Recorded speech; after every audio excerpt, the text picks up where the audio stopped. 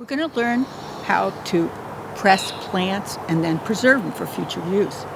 So if you start with your frond here, it's going to be pretty big if I just do it this way.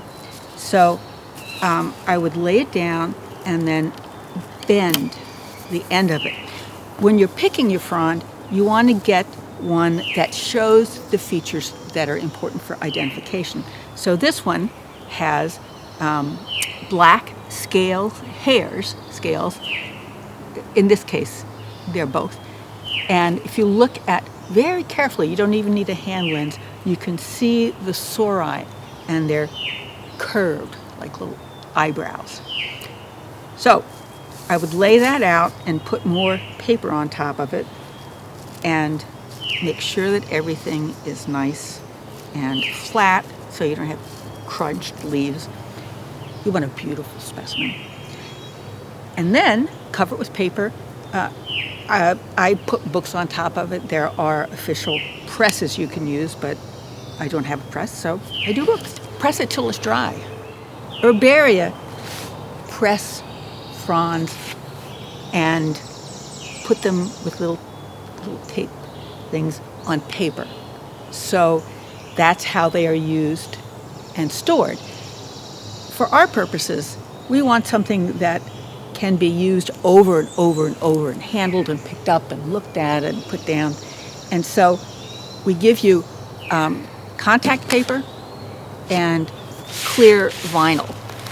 The contact paper will allow you to position your fern, and then the vinyl goes over top to hold it in place and make it impermeable.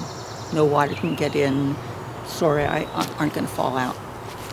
So first I take my pressed frond and lay it out on the contact paper with the paper side up. And I see what size it will fit onto, what's the outline. And then take scissors, and you can either do nice square cuts if you're tidy that way, or you can just go around it. I mean, today I'm just going to go around it.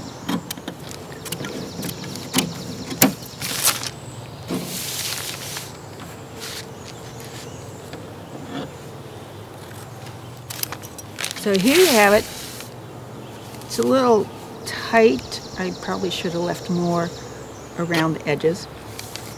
Then I'm going to take off the paper part. It can be hard to separate those, and I just use a little knife and kind of worry at the edge and get it so it'll open up. The goal, of course, is not to get yourself wrapped up in contact paper.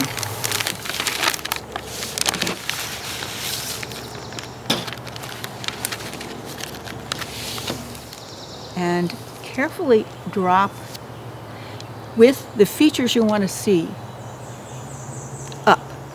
So the featureless side goes down. It's not featureless, but okay.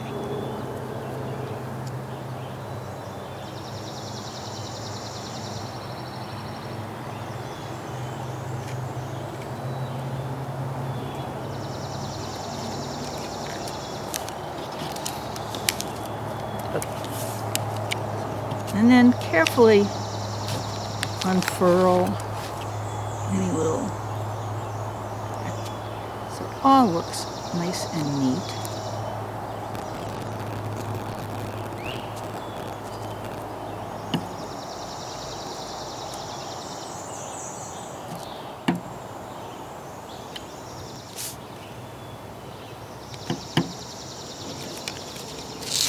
Right. Then you can use this sheet to gauge how much you need on the clear vinyl. Cut the vinyl a little outside, make it bigger all around, because when you drop it on, you'll have to make sure you're accurate. So even a couple of inches wouldn't be bad.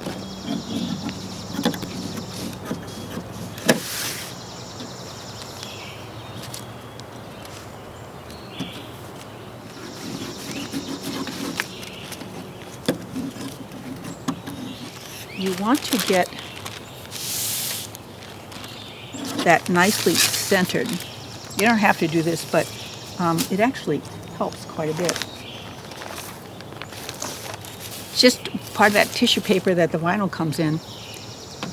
You can set this on here like this and center it so you see exactly where those two parts are.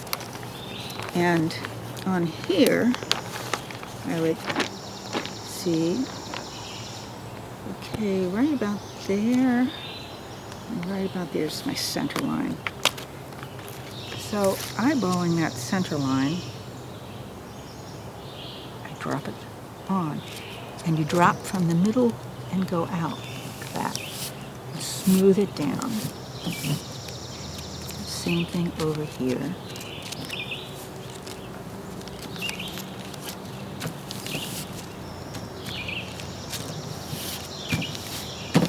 And then you label it with information like your name and the date, what it is, Latin and English, please. And you could say where it's from. There you have it.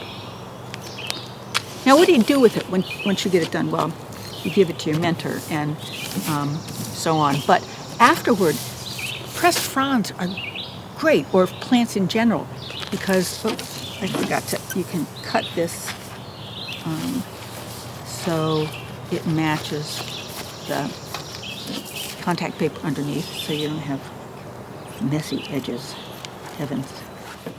So you can use, well, you see that we use them in our Master Naturalist classes.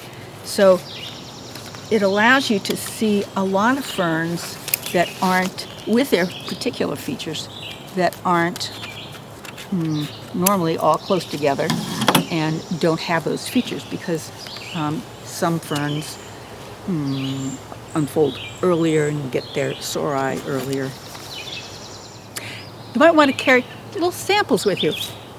Like this one is the fruiting part of a bracken fern, and you often don't, these aren't well developed enough for you to see, but you can say, well, that's a bracken fern, and then pass around this thing. Look closely at the edge, and that's cool.